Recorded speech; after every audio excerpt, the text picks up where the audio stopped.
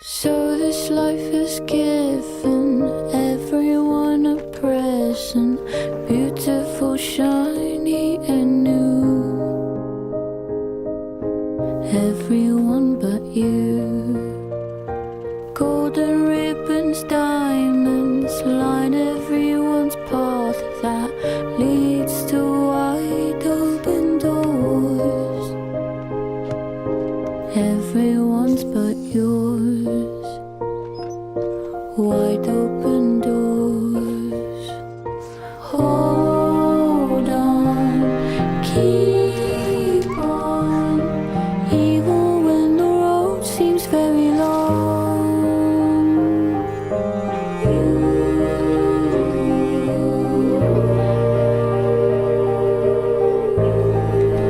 Open your eyes, even if it's cold now.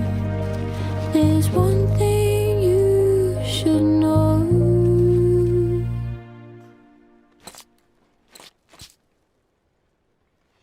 Rain will turn into snow. All the rain turns to snow.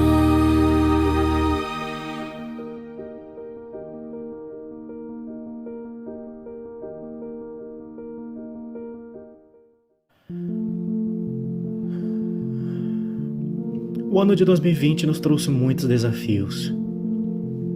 Nós perdemos familiares, perdemos empregos, perdemos a liberdade de sair de casa. Mas apesar de tudo, não perdemos a esperança, não perdemos o senso de unidade.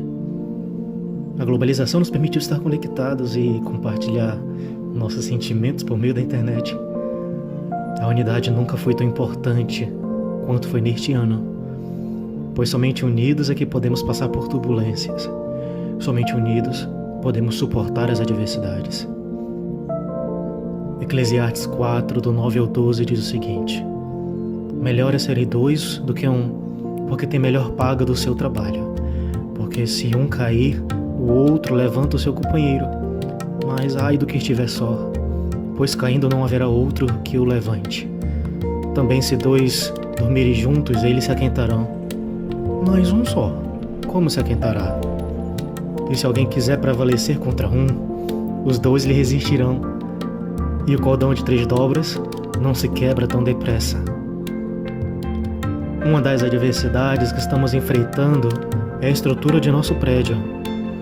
Desde 2019 estamos lutando para restaurarmos nosso templo. Inclusive já investimos muitos recursos nos nossos projetos. No entanto, desafios têm se levantado. Descobrimos que se iniciarmos nosso projeto agora estaríamos ilegal, pois é necessário recuos de 3 metros em cada lateral, e ainda 7 metros na frente e 5 metros atrás.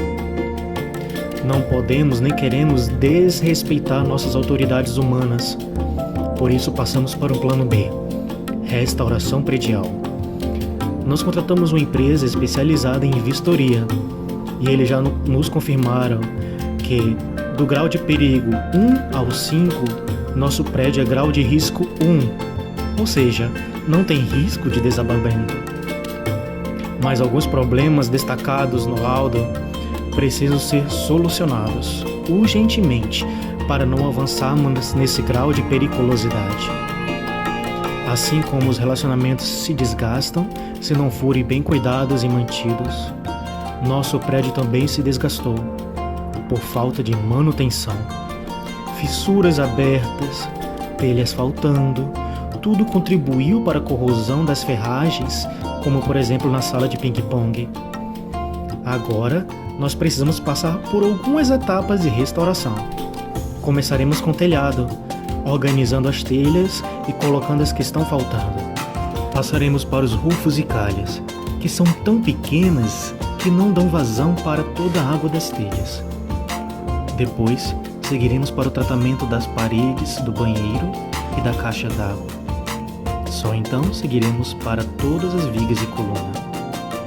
A laje da sala de ping-pong deve ser refeita pedaço por pedaço, pois ela é uma laje maciça, não dá para desmontar. tem que quebrar aos poucos. Por isso contamos com a sua participação. Que o nosso zelo pelo nosso templo físico possa refletir nosso zelo pelo nosso corpo espiritual. Vamos juntos? É tempo de reconstrução.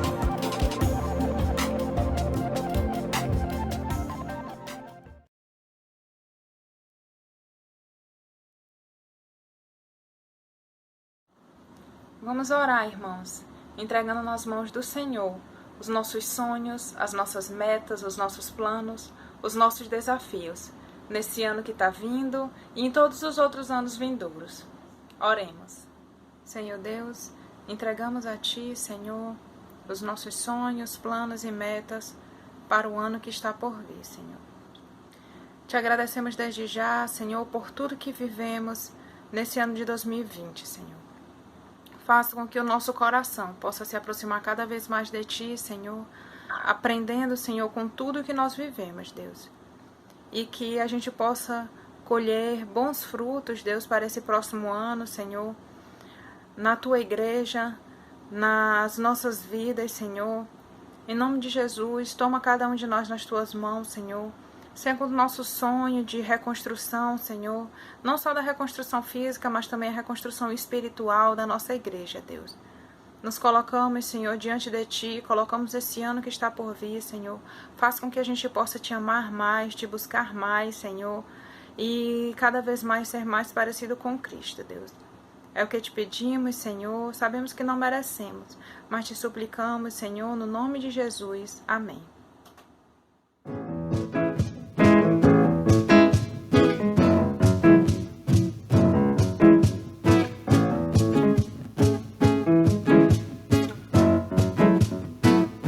Estou subindo para um lugar mais alto. Eu já queimei as pontes com o passado e em meus olhos vejo o futuro. Tudo novo se fez, tudo novo se faz. E nessa estrada eu não me desvio nunca mais. Eu estou firme, eu não me desvio nunca mais. Vou avançar, eu vou crescer, ninguém vai me deter. Meu alvo é Cristo, meu alvo é Cristo. Vou avançar, eu vou crescer, ninguém vai me deter. Meu alvo é Cristo, meu alvo é Cristo. Estou subindo para um lugar mais alto. Eu já desisti de andar sozinho, Cristo vive em mim. E os meus pés estão no caminho, estão no caminho. E nessa estrada eu não me desvio nunca mais. Eu estou firme, eu não me desvio nunca mais. Vou avançar, eu vou crescer, ninguém vai nos deter. Meu alvo é Cristo, meu alvo é Cristo. Vou avançar, eu vou crescer, ninguém vai nos deter. Meu alvo é Cristo, meu alvo é Cristo. Vou avançar, eu vou crescer, ninguém vai nos deter. Meu alvo é Cristo, meu alvo é Cristo.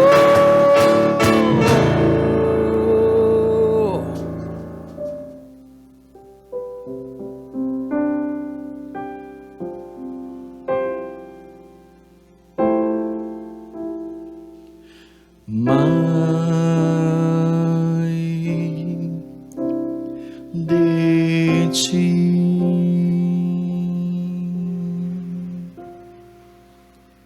mais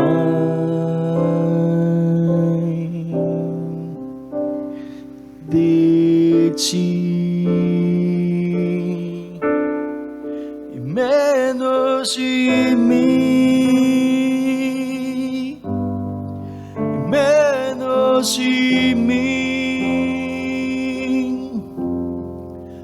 menos de mim, menos de mim, mais de ti,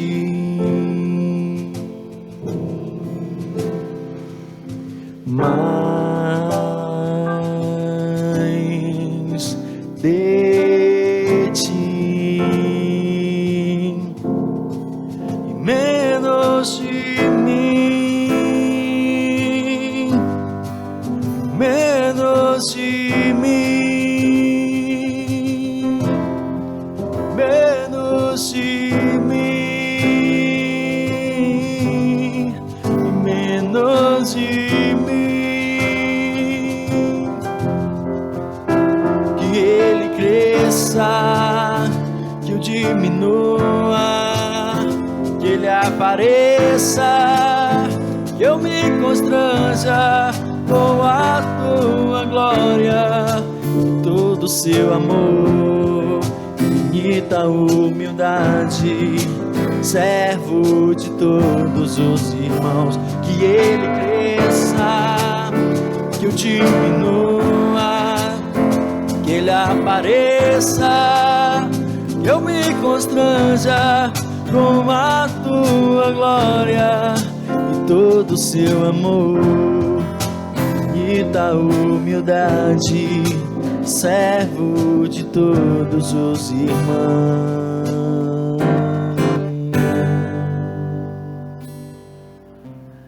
Se paz a mais doce me deres gozar, se dor a mais forte sofrer,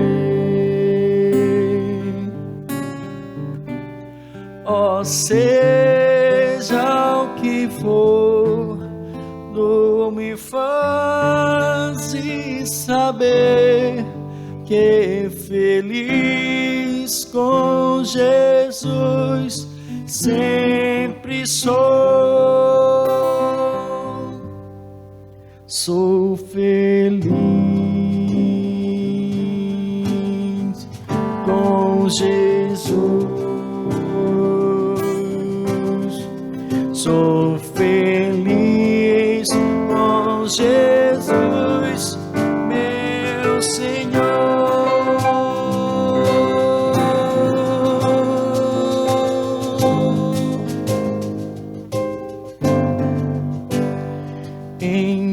Embora me assalte o cruel Satanás e ataque com vis tentações, ó certo eu estou, apesar de aflições, e feliz com Jesus, meu Senhor, sou feliz com Jesus, sou feliz com Jesus, meu Senhor.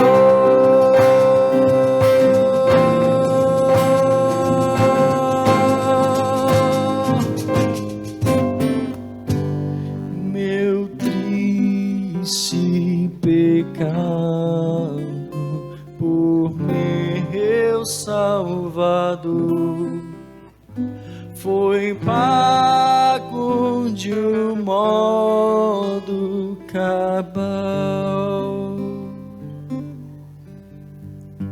Valeu-me o Senhor, ó Messias sem igual.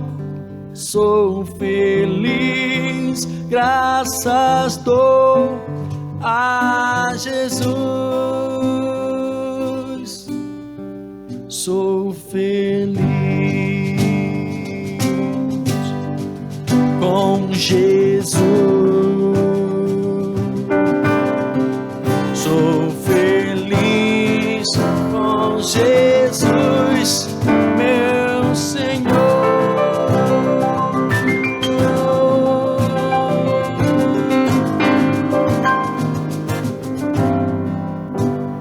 A vinda eu anseio do meu Salvador, que em breve virá me levar ao céu, onde vou para sempre morar com os gemidos na luz do Senhor. Sou feliz com Jesus. Sou feliz com Jesus, meu Senhor.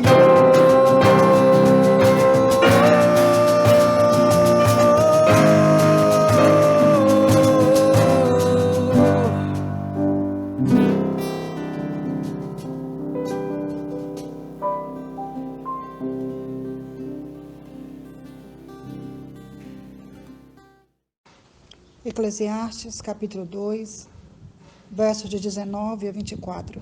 Diz assim a palavra do Senhor: E quem pode dizer se ele será sábio ou tolo? Todavia terá domínio sobre tudo que realizei com meu trabalho e com a minha sabedoria debaixo do sol. Isso também não faz sentido. Cheguei ao ponto de me desesperar por todo o trabalho no qual tanto me esforcei debaixo do sol. Pois um homem pode realizar o seu trabalho com sabedoria, conhecimento e habilidade, mas terá que deixar tudo que possui como herança para alguém que não se esforçou por aquilo. Isso também é um absurdo e uma grande injustiça. Que proveito tem um homem de todo o esforço e de toda a ansiedade com que trabalha debaixo do sol? Durante toda a sua vida, seu trabalho é pura dor e tristeza. Mesmo à noite, a sua mente não descansa. Isso também é absurdo. Para o homem, não existe nada melhor do que comer, beber e encontrar prazer em seu trabalho. E vi que isso também vem da mão de Deus.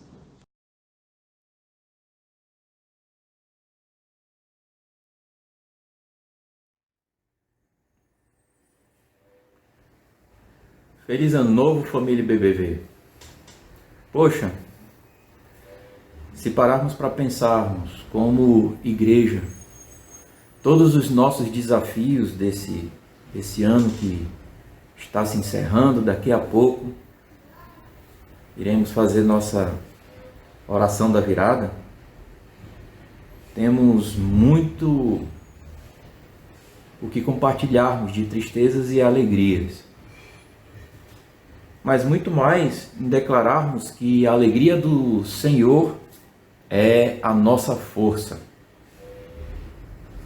E quando eu digo igreja, não é só pensando naquele endereço que nós temos, no nosso patrimônio físico, mas é a igreja de fato, nosso corpo em comunhão, como crentes. Ou seja, isso vai muito além do nosso endereço.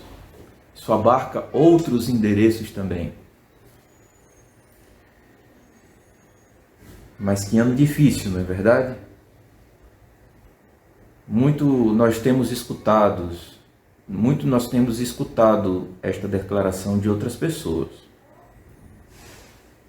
Mas a alegria do Senhor, nossa força, tem transformado as nossas vidas em termos os desafios como oportunidade para a nossa edificação como crentes, para a nossa maturidade espiritual, seja qual for o desafio. Quando nós olhamos para a história de Israel nos tempos de Neemias, nós podemos perceber que antes da reconstrução de Israel, a desesperança ela reinava em meio ao povo. Em períodos, em anos, em décadas muito difíceis e até muito mais do que nossas dificuldades. Imagine a nossa igreja passando por momentos como Israel passou nos tempos nos tempos do cativeiro da Babilônia. Mesmo aqueles que conseguiram escapar, como é relatado no capítulo 1, sofreram muita miséria, sofreram muita coisa ruim. E vendo um pouquinho essa questão da desesperança, porque quando falamos da alegria do Senhor é nossa força, ela foi construída em Neemias capítulo 8, versículo 10, a partir dessa desesperança, como um ato disciplinar da arrogância, da soberba que estava reinando nos corações, nos espíritos dos judeus. E quando nós olhamos para essa desesperança que reina nos corações dos descrentes dominados, nós podemos perceber também que é a ausência da crença de Deus quando essa desesperança reina. Quando ela reina. Não é o fato de você estar triste, um pouco desesperançado, você vai logo declarar que é falta de fé. Não, não tem nada a ver. Não tem nada a ver. Nós estamos meditando inicialmente sobre o reino dessa desesperança que estava tomando conta dos judeus naquele período. E quando ela reina, nós temos aí a ausência da crença em Deus. E sem crença, não há plena esperança. Você não tem mais motivo de esperar algo ou de esperançar algo. Interessante, quando transformaram essa esperança no verbo esperançar, né?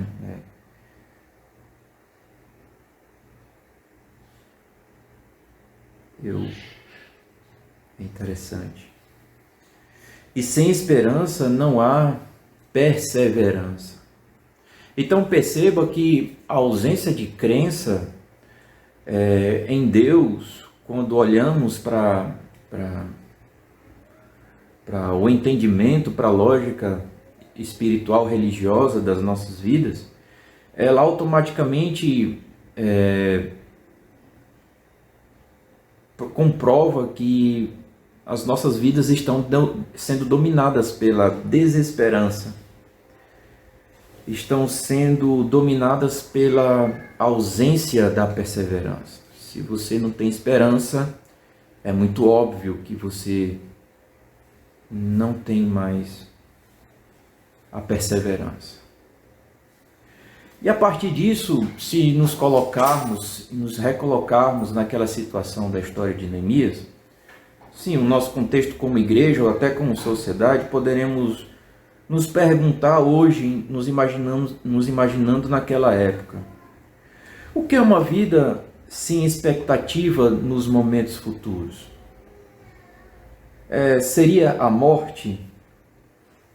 Seria possível viver somente o presente, sem qualquer relação existencial com o futuro? Seria possível ter alegria?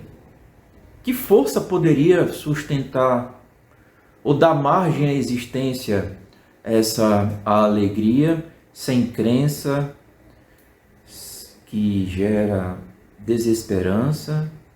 Por isso não há perseverança. Isso é uma pergunta para nós meditarmos.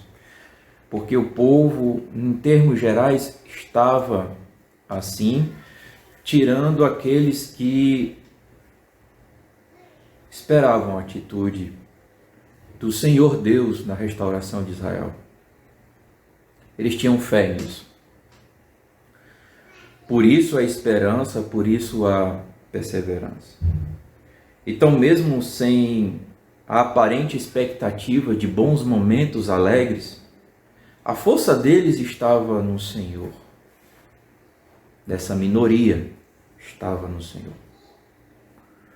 Por isso, em meio a tanto pranto, a tanto clamor, e o sentido do clamor até mesmo grito de desespero,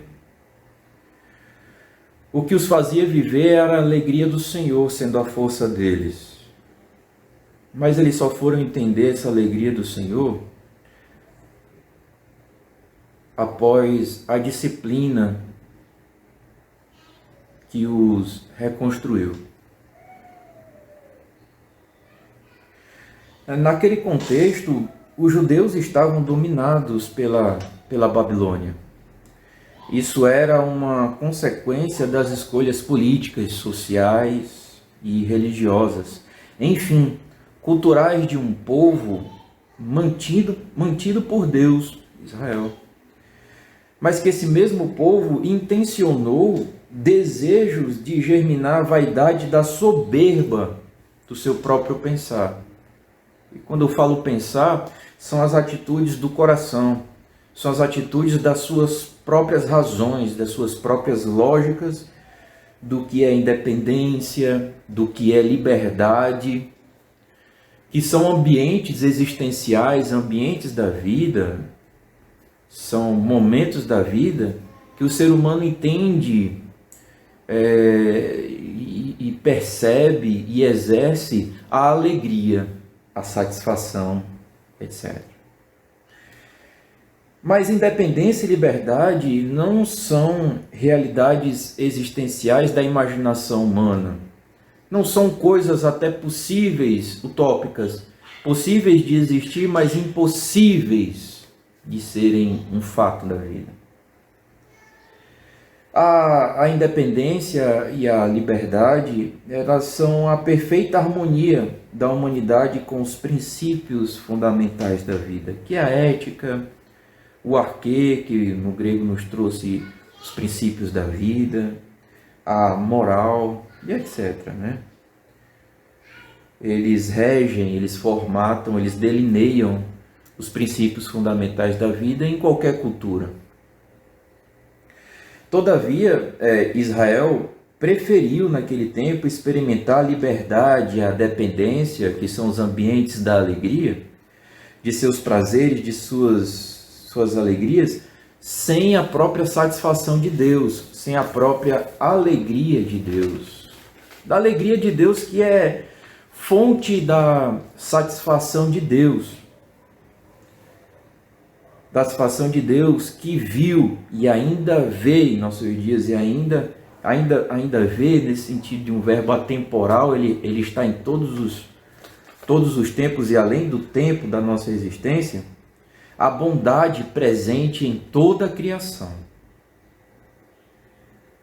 Então os israelitas, para ser mais simples, eles estavam se tornando,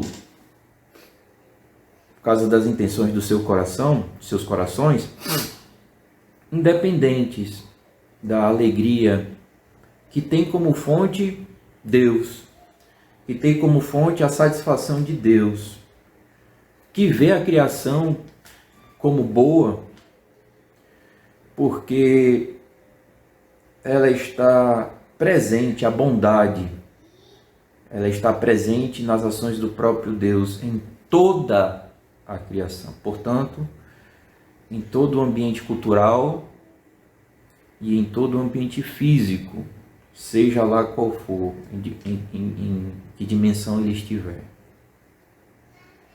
E é isso que mantém a criação, essa satisfação de Deus.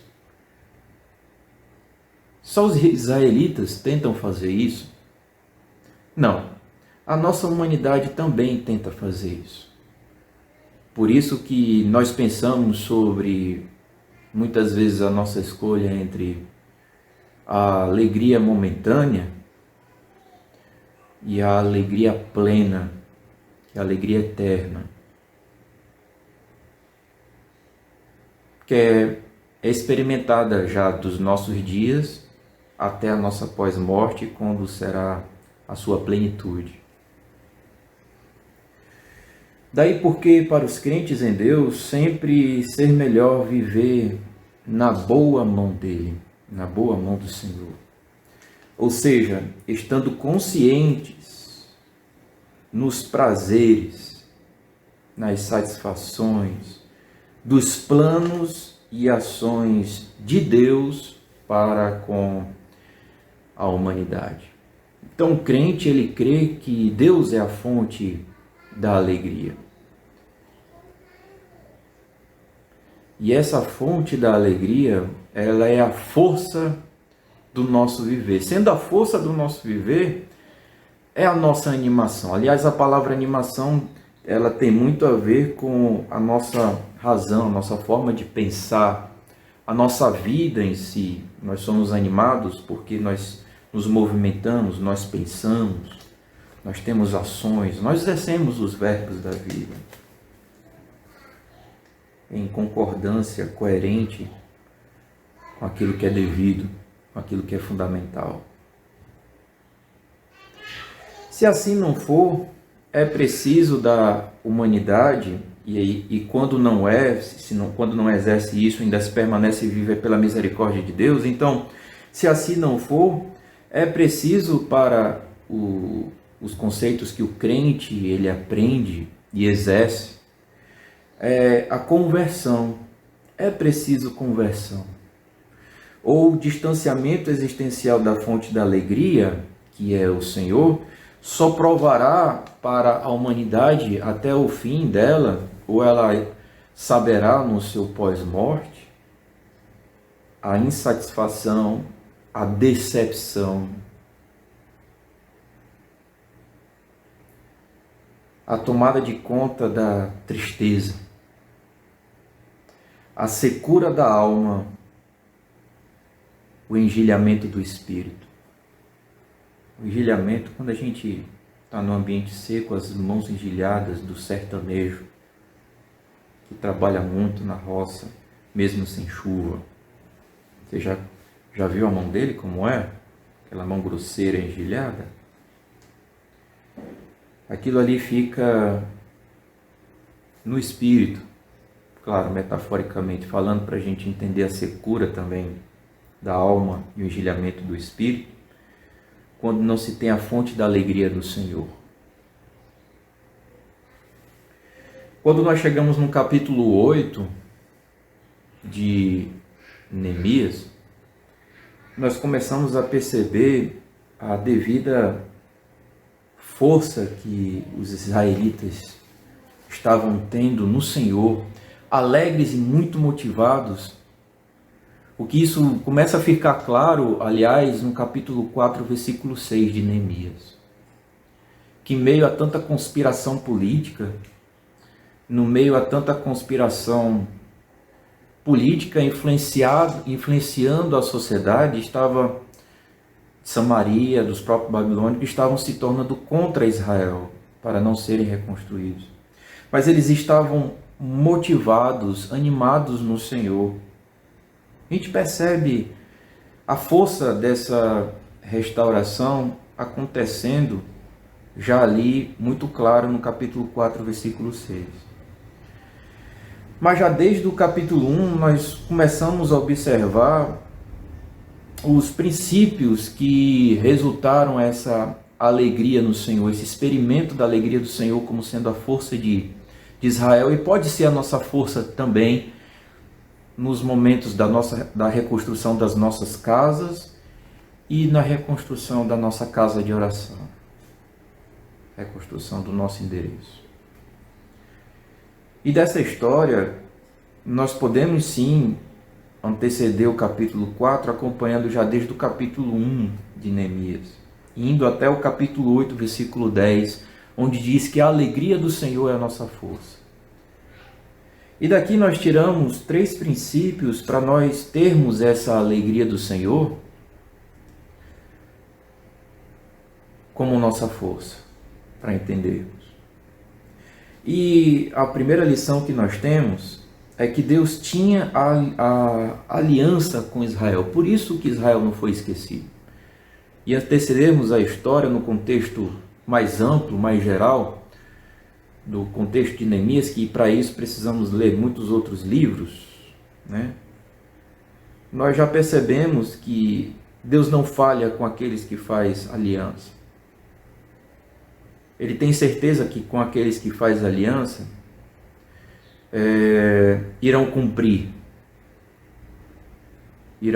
os artigos da aliança, as linhas, letra por letra, acento por acento, tio por tio, vírgula por vírgula.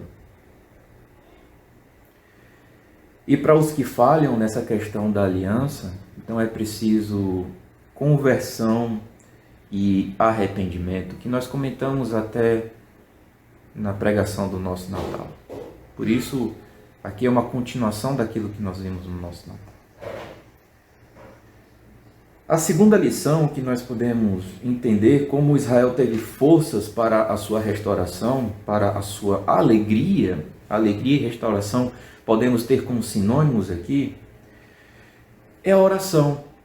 Deus tinha aliança com Israel, e segundo, é a oração. Ter a certeza e a fé da aliança de Deus para com Israel provocou em Israel comunicação, relacionamento com o seu Deus através da oração. E a oração nós podemos dividir em 3 aspectos aqui. A invocação, que é o mais comum que nós fazemos, que é o ato de orar em si, que lá no capítulo 1 nós vemos Israel, através de Neemias, reconhecendo o seu Deus, capítulo 1, versículo 5. Nós vemos a confissão, capítulo 1, dos versículos 5 a 11, nós vemos o reconhecimento, a confissão e o apelo. Eles estavam reconhecendo seus pecados e estavam apelando à aliança do Senhor para que Ele perdoasse. Eles estavam demonstrando que estavam reconhecendo as palavras de Deus, falando: convertei-vos dos seus maus caminhos. O segundo aspecto da oração é fé.